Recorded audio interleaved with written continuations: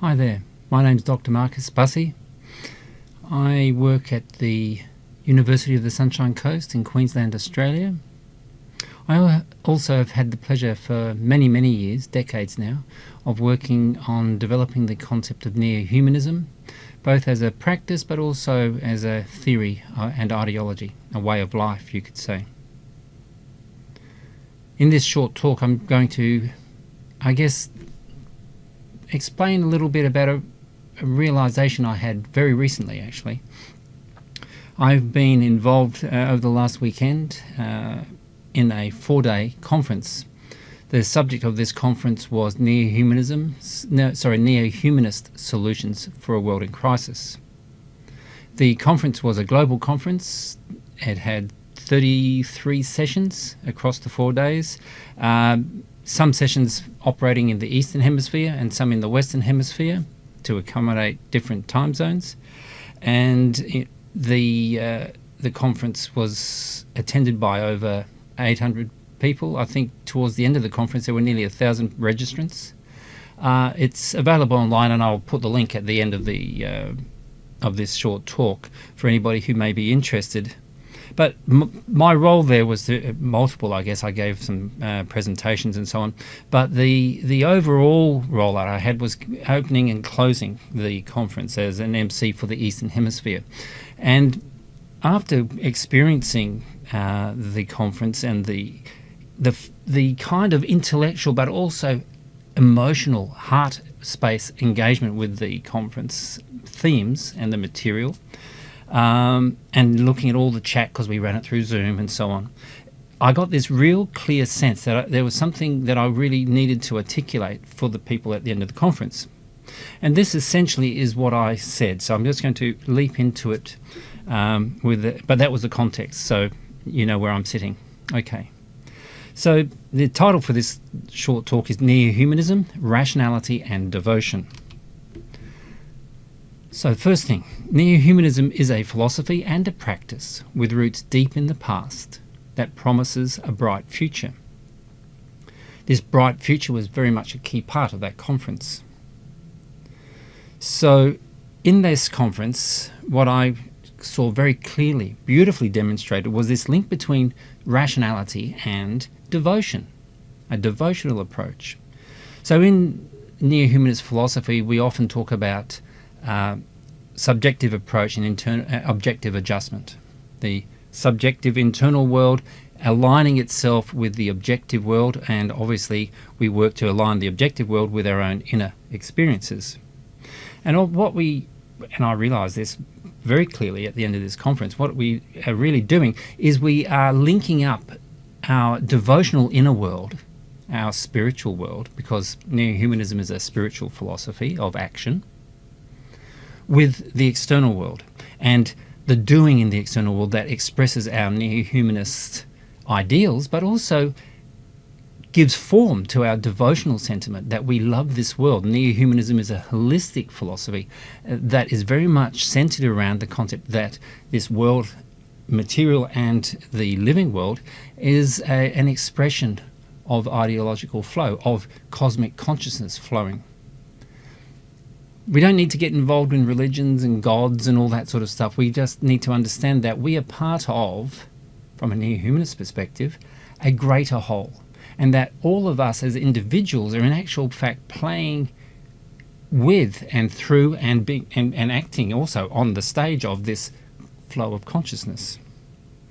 So that means that we are expanded, and that what we love in life becomes linked to what we are experiencing and how we theorize and intellectually engage with a neo-humanistic approach to thinking and reasoning. So to step back a little bit, what I'm actually talking about is how do we sense make? How do we create meaningful knowledge? What's this relationship with this thing called truth? So I want to say that all theories and ideologies start with assumptions about how the world works. What's the nature of reality? And that applies to all theories. It's not just, certain theories can do that, but other ones are much more real and realistic, and this is just the way the world is. No, any construction of reality is a construction that runs through the lens of an ideology. Western ideology, capitalist ideology, indigenous ideology. An ideology doesn't mean stuff from books. It just means the cultural basis upon which we engage with the world, and the world is meaningful, and we become meaningful within it. So I want to say that all theories and ideologies are devoted to a method, a path, or a way. Life is an ideological flow, as the founder of Neohumanism said. Prabhat Ranjan Sarkar, 1921 to 1990, most of his life spent in India. So that was a phrase from him. So all theories and ideologies provide meaning and purpose and identity to those who follow them. I'm a scientist. I vote for the Democrats or for the Republicans. I believe in rights for all genders, or no, I'm just heterosexual and that's the way the world should be. I'm a member of the Hindu faith, the Christian faith, Islamic, Buddhist, Judaic, and so on. These are all lenses that we appropriate and sort of we're born into. It's not just that we go, oh, I want that one and take it off the shelf. No, it's not like that.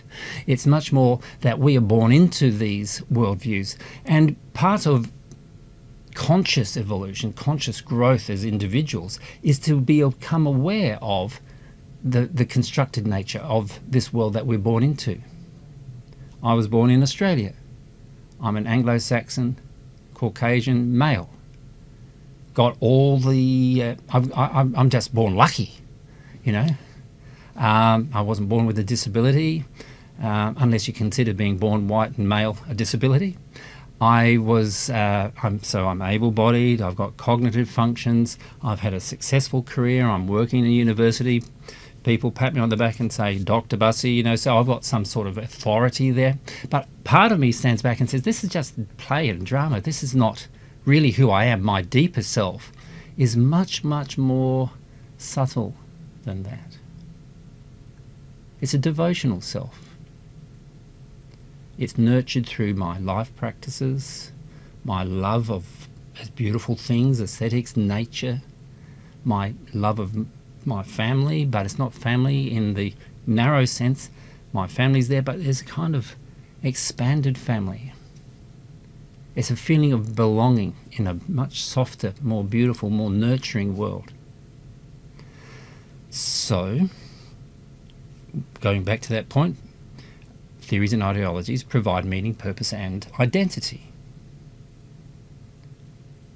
They give us a set of rules, you could say. Oftentimes, though, we take those rules as hard and fast, but no, we need to relax about the rules. The rules make us, but we can also make the rules.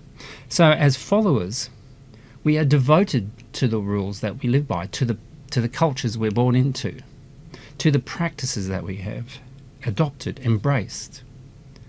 So all followers are devoted to the method. Generally there is a founder or central figures who paved the way and established the rules and practices that we have internalized and adopted or been born into. So if you take the example of science, scientists are devoted to the scientific method. Well, look at what it's given us. It's given us all this. I wouldn't be talking to you in this format if it wasn't for science. So they're devoted to the scientific method.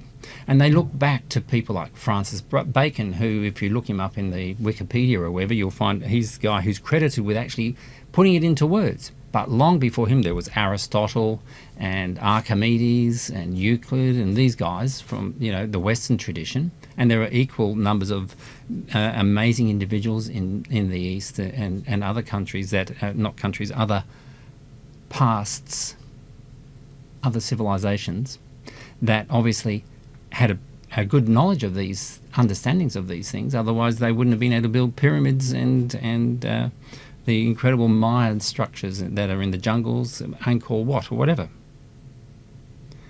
And then we look in science, if we keep staying with that one, well, then we look, there's Isaac Newton with Newtonian physics. Then we have, who's that famous guy with the funny hair? Isaac Newton, Albert Einstein, I mean. Then we have individuals that stand out as just incredible, like Marie Curie, who worked on radium and so on. So these are all people from the past, and we need to honour them and respect them, and all traditions have them. Think of Christianity, think of Buddhism, whatever. Wherever you look, you can suddenly say, okay, we actually are devoted to these individuals and we respect their work. We can see they were wrong in here, and gosh, that they might have been, Newton's a great example, totally paranoid, and he lived between the alchemical sort of mystical sort of world and this kind of real world science that we normally associate him with. So for these followers, we're devoted to the practices of the path too. The scientists, lab coats, they've got all their kit around them. We have a kind of stereotype of a scientist simply because they're so clearly represented in our culture as individuals of power, people with kind of prophetic capacity to understand how our genes work or how to engineer our way out of climate change or whatever it is. So the other thing is that we're also devoted to those who come with us, our community, our tribe. And so we're like pilgrims on the way. I've talked about being a pilgrim on the way in a recent book of mine called Phenomenologies of Grace, which I co-edited with Dr. Camilla Mazzini-Alistair. But just more recently, in this conference, my good friend Professor Sahel Inayatullah, a UNESCO professor in futures, he talked about us as being pilgrims as well. So I want to sort of acknowledge that there's this sentiment around our reasoning, that reasoning doesn't happen in a vacuum, okay? Reasoning always happens by following a set of rules. To be rational is to follow the rules.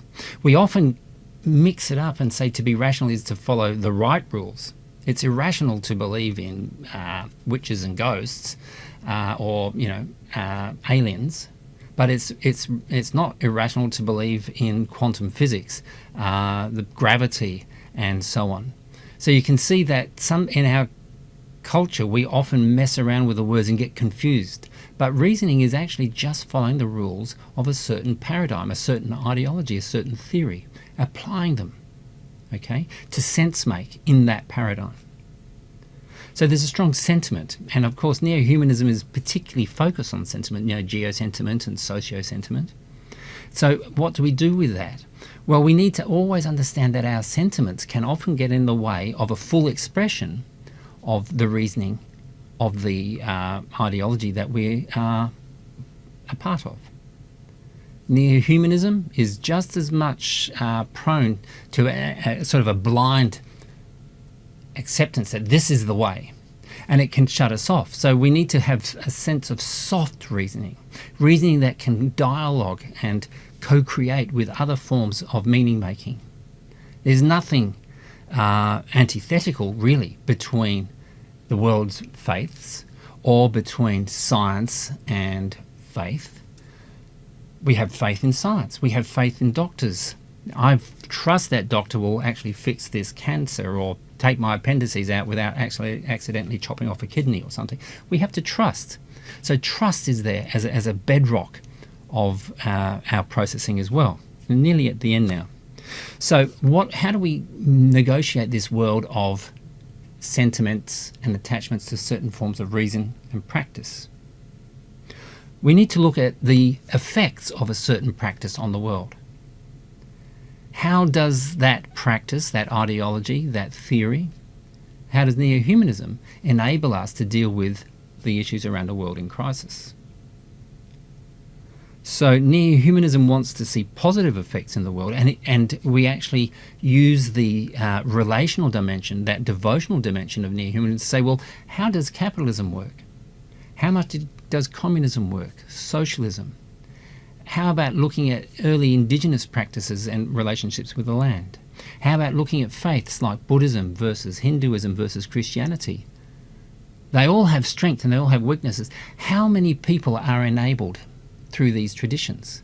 How am I enabled through my own tradition, which would be a synthesis actually of being born into a Christian Western culture and adopting neo-humanism, which brings together both the East and the West, so it's deep roots in Tantra. How does that factor in with my own sort of cultural conditioning as as a Christian. I'm not a practicing Christian necessarily, but I'm totally an expression of, in many respects, a Christian aesthetic, a Christian worldview, because Western civilization is a Christian civilization. So, if we look at the effects of capitalism, we can say, wow, I live with so much privilege because of that particular ideology. The problem is, if I look over the fence, I can see those who don't live. I can see the effects on the planet. I can see the effects on the climate and so on. The effects on forests and flora and fauna and so on. And suddenly I start thinking, oh my God, my privilege is based on that amount of exploitation. What can I do about it as an individual? Well, that's a neo-humanist question. It's a critical spiritual question. Critical spirituality assesses the strengths and weaknesses of any proposed system or any existing system upon how much do we enable and how much do we exploit. What are the weights and balances here? Okay, so it means we're always alive and always applying neo-humanist rationality, which is a devotional rationality, which measures the effect of and therefore the suitability of any particular worldview, any particular world practice, any particular meaning making according to its effects. Those effects may be short-term, medium, or long-term. So this means that neo-humanism is about all walks of life. And if I look at the conference program, as I said, there were 33 sessions, and they dealt with everything from health. Yoga is there because, of course, it's deeply connected to an Eastern tradition of Tantra. But there was new ways, alternative ways of thinking about science. There was diet, there was agriculture, there was economics, and the list could go on. I've got a list here in front of me, actually. Energy, justice, sustainability, food, yoga, aesthetics, history, social organisation, education, futures, and so we go. So in a sense, all I really wanted to say, and it seems like I've taken a bit of time to get there, is that we need to understand that devotion is part of reason. Reason is contextualised within the worldviews that we have been born into, firstly, but also into those worldviews that we have adopted. The training at a university to become a geologist or a geographer, a sociologist, a psychologist, an engineer, an educator. These are all inductions into a worldview that says these are the parameters for reasoning. What does it mean to have an effective education system?